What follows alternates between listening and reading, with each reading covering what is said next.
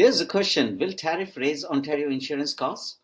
US tariff on Canadian products will lead to higher home and vehicle insurance premiums in Ontario. Automotive as well as construction sectors, heavily reliant on steel, will experience immediate effects from tariffs. Please take a look at the video. Please like and share, and I'm always ready to help. Thanks. Bye.